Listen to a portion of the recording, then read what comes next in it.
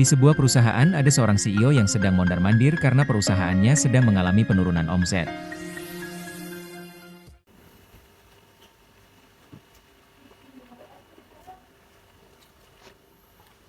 Ada apa Pak? Sepertinya Anda sedang kebingungan.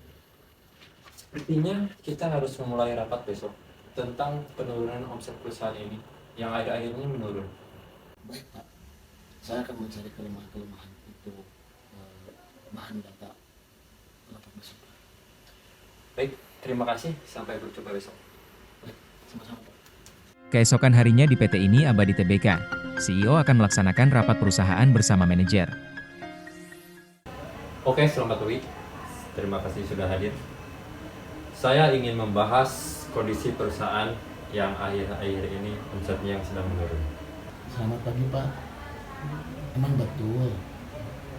Saya juga melihat kondisi perusahaan saat ini untuk penjualan memang lagi ada penurunan Pak untuk bulan-bulan dari bulan sebelumnya gitu Pak. Berdasarkan laporan terakhir, omset kita turun sekitar 25%. Jika ini terus terjadi, perusahaan kita bisa mengalami kerugian yang lebih besar. Saya setuju Pak. Dari pengalaman saya, memang pelanggan saat ini banyak membandingkan melalui media sosial Pak untuk penjualan itu Pak. Berarti perubahan perilaku pelanggan menjadi salah satu faktor utama. Betul Pak, kompetitor saat ini lebih aktif membuat promosi digital Pak, betul.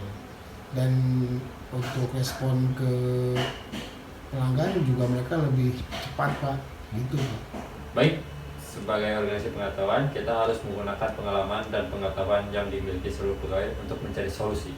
Menurut Anda, apa kelemahan terbesar perusahaan kita saat ini? Menurut saya ada beberapa masalah Pak.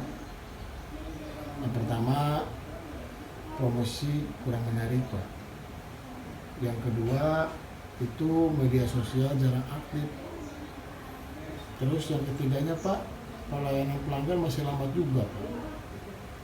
Yang terakhir, kalau saya lihat pegawai kurang begitu berbagi informasi tentang divisi loh Pak itu.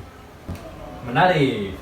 Jadi masalahnya bukan hanya penjualan, tetapi juga aliran pengetahuan dalam perusahaan.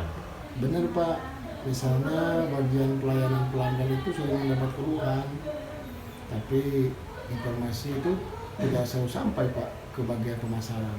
Itu yang menyebabkan perusahaan telat mengambil keputusan. Betul Pak, padahal informasi dari pelanggan sangat penting Pak untuk inovasi perusahaan. Dalam manajemen pengetahuan, informasi seperti itu disebut pengetahuan tacit, yaitu pengetahuan dari pengalaman langsung. Karena itu Pak, menurut saya perusahaan perlu membuat forum diskusi agar pegawai bisa berbagi pengalaman Pak, gitu. Kalau begitu, solusi apa yang Anda sarankan untuk meningkatkan omset? Yang pertama, perusahaan harus lebih aktif di media sosial Pak. Contohnya bagaimana? Kita bisa membuat konten, promosi setiap hari, memberikan diskon online Pak, dan merespon komentar pelanggan lebih cepat. Itu ide bagus. Apalagi coba kira-kira? Yang kedua Pak, perusahaan perlu mengadakan pelatihan digital marketingnya, itu untuk pegawai Pak. Mengapa pelatihan penting? Karena banyak pegawai yang belum memahami strategi digital. Jika pengetahuan pegawai meningkat Pak, kualitas kerja juga pasti meningkat. Saya setuju. Pengetahuan harus lebih dikembangkan. Ketiga Pak, kita perlu sistem berbagi pengetahuan antar pegawai. Maksudnya? Misalnya membuat grup diskusi online Pak, atau meeting mingguan untuk membahas masalah pelanggan dan solusi yang terbaik. Benar. Itu yang akan membentuk seluruh divisi memiliki informasi yang sama. Betul Pak, jadi pengetahuan tidak hanya dimiliki satu orang saja. Tetapi ada kendala. Beberapa pegawai merasa berbagi pengetahuan membuat posisi mereka tidak spesial lagi. Saya pernah mendengar hal itu Pak. Bagaimana menurut Anda? Menurut saya, pola pikir itu yang salah. Jika pengetahuan dibagikan, perusahaan menjadi lebih kuat Pak. Benar.